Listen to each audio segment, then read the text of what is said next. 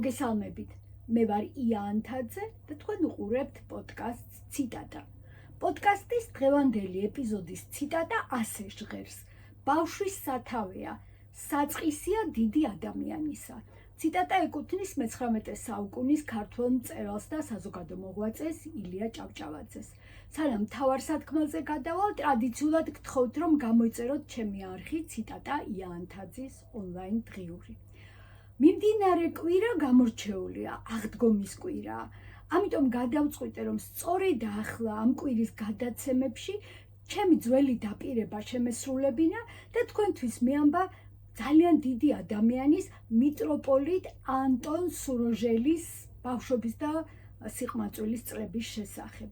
სწორედ ამ მძიმე და საზეიმო დღეებში, ამასაც სწორედ იმ პერიოდში, როდესაც საქართველოს მოსახლეობა ახალი პატრიარქის არჩევას ელოდება, მინდა რომ გიამბოთ იმ ადამიანის შესახებ, რომელიც პირადად ჩემთვის არის სულიერების განსახიერება და მართლაც უნაკლო მაგალითი იმისი, როგორი უნდა იყოს ადამიანი და სასულიერო პირი.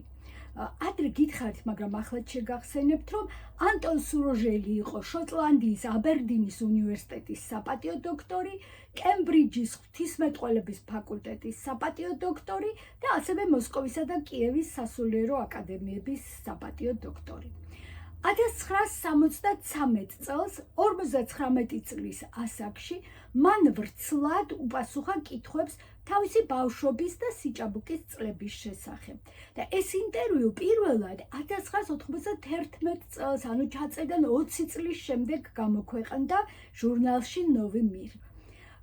მე მხოლოდ მიტროპოლიტის მონათხრობს გადმოგცემთ, იმას, რასაც დღეს ხვალ და ზეგმოგიყვებით, სხვა წყარო არ გააჩნია აი ამ ინტერვიუს გარდა. მიტროპოლიტ ანტონ სუროჟელის საერო სახელი არის ანდრეი ბლუმი. ის 1914 წელს დაიბადა ლოზანაში, შვეიცარიაში. დედა იყო წარმოშობით რუსი, მამა იყო წარმოშობით ირლანდიელი, მაგრამ მისი წინაპრები ოდესღაც გადმოცხოვრებულან რუსეთში. ანდრეის დაბადებიდან სულ რამდენიმე თვის შემდეგ ოჯახი შვეიცარიდან საცხოვრებლად გადავიდა მოსკოვში, მაგრამ მალე ანდრეის მამა ბორის ბლუმი, რომელიც იყო დიპლომატი, სპარსეთში გაგზავნეს კონსულად და ოჯახი გადავიდა საცხოვრებლად სპარსეთში, თეირანის მახლობლად დასახლდნენ, დიდ სახლში, სახლს ჰქონდა დიდი პარკი და აი აქ გაატარა თავის ბავშვობის რამდენიმე წელიწადი მიტროპოლიტმა. ანტონ სუროჟელი საუბრის დასაწყისში ვრცლად ყვება თავისი წინაპრების და მშობლების შესახებ, მაგრამ ეხლა მათ შესახებ თხრობით თავს არ შეგაწყეთ. უბრალოდ გეტყვით, რომ ეს ოჯახი, როგორც დედის, ისე მამის მხრიდან გამორჩეული იყო შესანიშნავი აღზრდის და განათლების მქონე ადამიანებით. პატარა ანდრეი ბლუმს ძირითადად ბები აზრდიდა. ბებია იყო წარმოშობით იტალიელი, მაგრამ გათხოვდა შემდეგ რუსეთის კონსულზე სკრაბინზე და ამიტომ მოხვდა რუსეთში. პატარა ანდრეის და ბებიას განსაკუთრებული ურთიერთობა ჰქონდათ და სპარსეთში სწორედ ბებია იყო ანდრეის მთავარი მეგობარი და მასწავლებელი. მიტროპოლიტ ბავშვობის ყველაზე ადრინდელ და მკაფიო მოგონებად ის დარჩა, რომ როცა 5 წლის იყო, მას ჰყავდა ძაღლი და ცხვარი. სამწუხაროდ, ძაღლი მიუსაფარმა ძაღლებმა დაგლიჯეს, ცხვარიც შემდეგ ვიღაცის ძაღლმა დაგლიჯა. რა თქმა უნდა, ეს იყო ტრაგიკული ამბავი ბავშვისთვის, მაგრამ ამის შესახებ მიტროპოლიტი ბევრს არ ყვება. სამაგიეროდ იმას ამბობს, რომ მანამდე ცხვარი იყო ბავშვის მთავარი გასართობი. ცხვარს ჰქონდა თავისებური ხასიათი. ყოველ დილით შედიოდა სასტუმრო ოთახში, ვაზებიდან ყვავილებს ამოალაგებდა და დაალაგებდა მაგიდაზე ვაზების გვერდით და შემდეგ თვითონ წავიდოდა და სავარძელში ჩაწვებოდა. და იმ სავარძლიდანო, რა თქმა უნდა, წამოაგდებდნენ ხოლმეო, მაგრამ ხან ძალიან უბრაზდებოდნენ და ხან არც ისე. ოჯახს ასევე ჰყავდა ვირი, რომელიც ყველა ვირის მსგავსად ჯიუტი ხასიათით გამოირჩეოდა. სახლს, როგორც გითხარით, დიდი პარკი ჰქონდა და ვირი იმ პარკში ბალახობდა და ესო ბევრად მეტად მოწონდა, ვიდრე თავისი ვირული მოვალეობების შესრულებაო. და თუ ოჯახში ვინმე გადაწყვეტდა რომ ვირით სადმე უნდა გამგზავრებულიყო, ეს ნიშნავდა რომ ჯერ ვირი უნდა დაეჭირათ. ესე იგი გამოდიოდა მთელი ჯგუფი, დაძვრებოდა ხეებს შორის, ცდილობდნენ რომ ვირის ირგვლივ წრე შეეკრათ.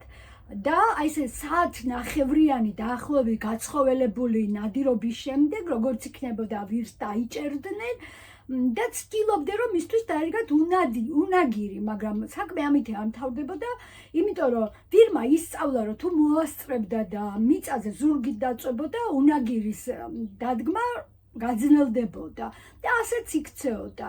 კარგი ვთქვათ, ბოლოს დაადგამდნენ ამ უნაგირს, როგორც იქნებოდა, მაგრამ ესეც ბევრს არაფერს არ ნიშნავდა, იმიტომ რომ როგორც პატარა ანდრეი ბლუმს დაამახსოვრდა, ვირს ჰქონდა თავისი პრინციპები.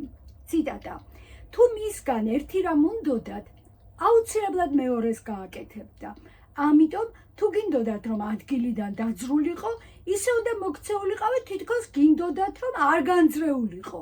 თუ გინდოდათ რომ წინ წასულიყო, ამისთვის როგორღაც მის კუც უნდა მიწტომოდით და უკან დაგეკაჩათ. აი მოგონებაც ასეთი უნდა. ციტატის დასასრული. როცა პატარა ანდრეიმ ევროპული კულტურის შესახებ პირველი დიდი აღმოჩენა გააკეთა, რაც იმას ნიშნავს, რომ ავტომობილი ნახა პირველად, ბებიამ მიიყვანა მანქანასთან და უთხრა: აი მე შენ გასწავლე, რომ ცხენის უკან დადგომა არ შეიძლება, იმიტომ რომ წიხლები იცის, ეხლა გასწავლი, რომ მანქანის წინ დადგომა არ შეიძლება, იმიტომ რომ არავინ არ იცის ეს მანქანა როდის დაიწვრება. ბავშვს სპარსეთში გატარებული წლები ტკბილად იმიტომაც დაამახსოვრდა, რომ როგორც თვითონ ამბობს, მაშინ სკოლაში არ დადიოდა და არავინ არაფერს არ ასწავლიდა. თუმცა ბებია ყოველ დღეს საათობით უკითხავდა და პატარა ანდრეც მას საათობით უსმენდა. ციტატა: მე მუცელზე ვიწექი, ვხატავდი, ან უბრალოდ ვუსმენდი. ბებიამ კითხვა ნამდვილად იცოდა.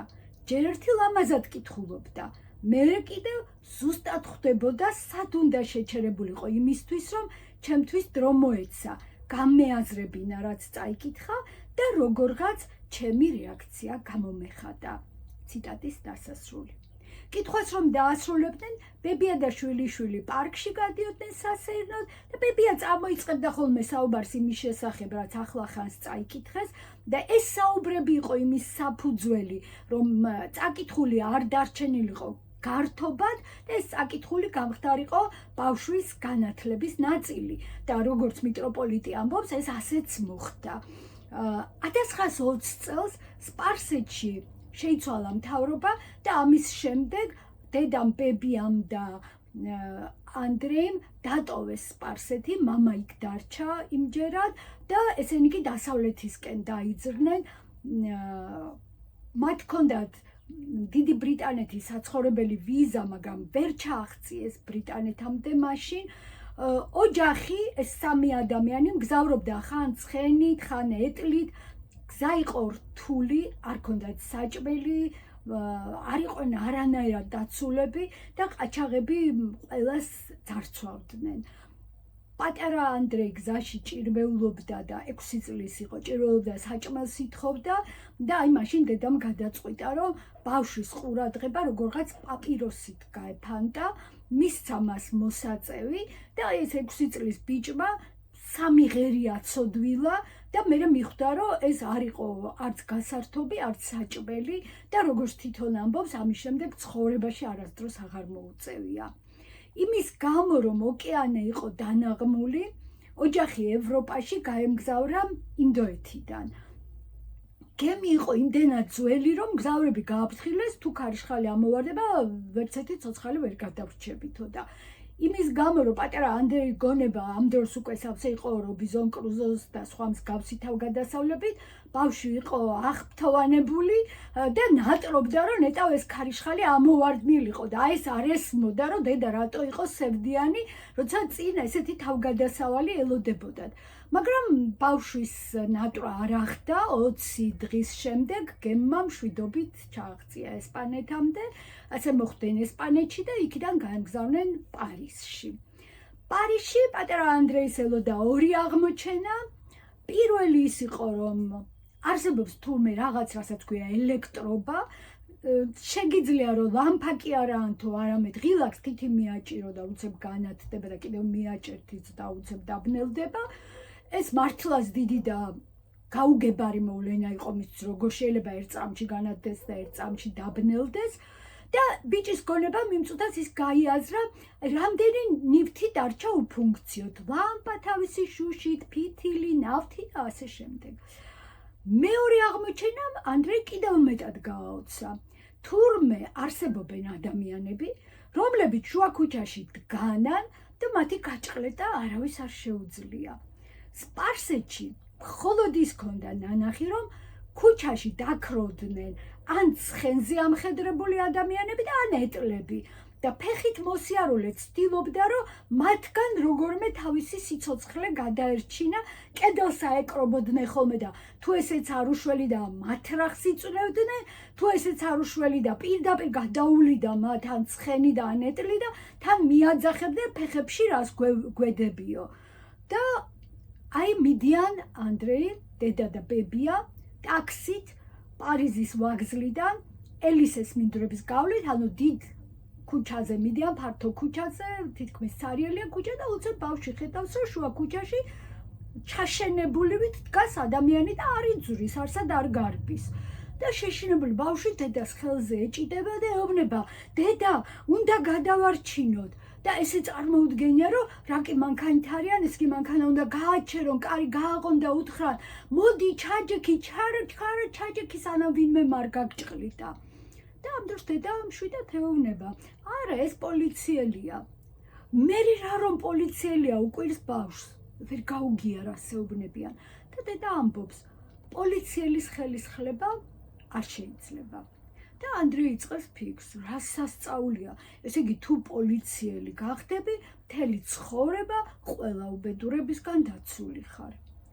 მართლაც მისთვის სასწაულის ტოლფასი იყო, რომ გახარ ქუჩაში და არავინ არ გაგჭყლեց, არავინ არ გადაგიulis, ვერავინ ამას ვერ გააკეთებს. აი ეს იყო დიდი შთაბეჭდილება, რაც მან ევროპული ცხოვრებიდან მიიღო. როდესაც დღევანდელი ეპიზოდის ციტატად ილია ჭავჭავაძის ცნობილი სიტყვები ავარჩიე, რომ ბავშვი სათავეა საწყისია დიდი ადამიანისა, ამ წინადადებაში ეს ორი სიტყვა დიდი ადამიანი ანტონ სუროჟელთან დაკავშირებით ორ მნიშვნელობას იძენს. პირველი არის ამ სიტყვების ყოფითი მნიშვნელობა, რომ დიდი ადამიანი არის უფროსის დასრული ადამიანი და ბავშვი არის საწყისი ამ დასრული ადამიანის, როგორიც არის ბავშვი, ისეთ იქნება დასრული და მეორე მნიშვნელობა არის ის, რომ ბავშვი არის დიადი ადამიანის საწყისი.